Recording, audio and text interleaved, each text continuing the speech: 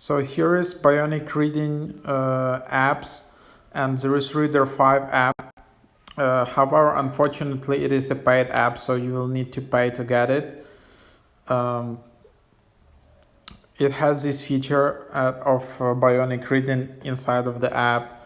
With BIONIC reading, you read text with more focused awareness and sustainability.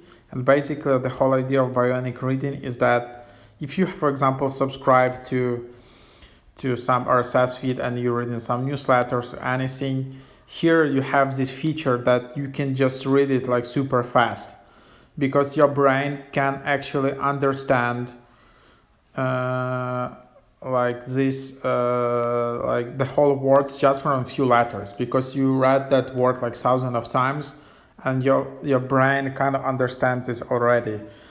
So this app is just highlighting in bold these elements. So try to read this text and try to focus, and you will see that actually I tried it. If you're like focusing and you're trying to read big amount of text, it will be faster, and you can easily skim much faster through the much bigger amounts of text. And this is one of the top apps, like newsreader apps, REEDER5, which supports this feature. It's an amazing app, so definitely give it a try. It also has some other features. It has high rating. It supports third-party services: Feedbean, Feedly, Feed Wrangler, Feed HQ, NewsBlur, the Alt Reader, Inner Reader.